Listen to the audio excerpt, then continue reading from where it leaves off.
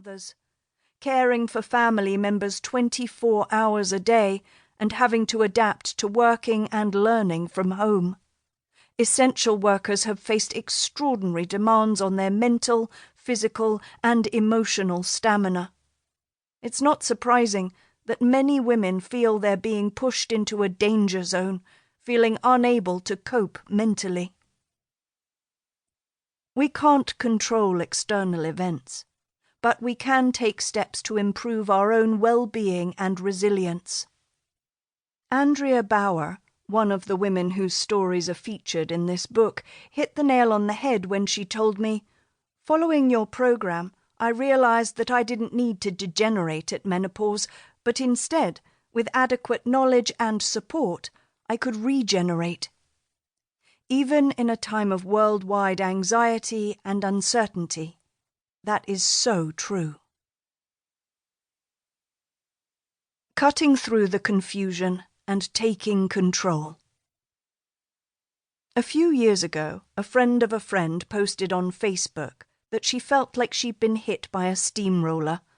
Her doctor had put her on hormone replacement therapy, HRT, to mitigate menopause symptoms, but the side effects were as bad as the symptoms. After this woman's Facebook post, she was inundated with advice from friends offering solutions. Hearing about them made me realize just how confused women are. Most of them warned her not to take hormones at any cost because family members and friends had been diagnosed with cancer after taking them. Some of the suggestions involved gritting her teeth and bearing it without any treatment. Others recommended she try a range of supplements or creams or make changes to her diet.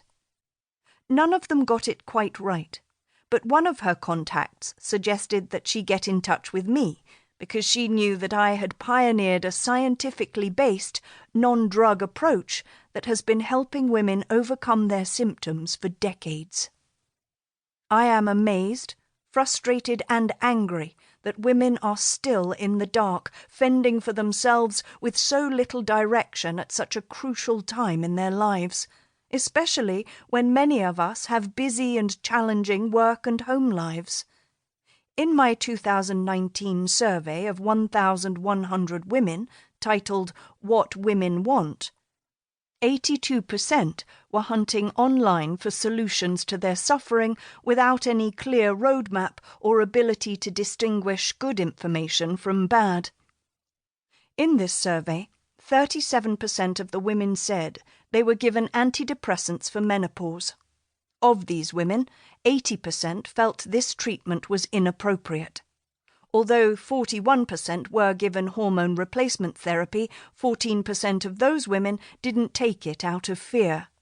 Of those that did, 62% reported that they came off it because of adverse side effects. 90% of all the women in this survey said they would like information to manage their menopause naturally. The health issues associated with menopause go beyond managing the symptoms that hit us at perimenopause and menopause.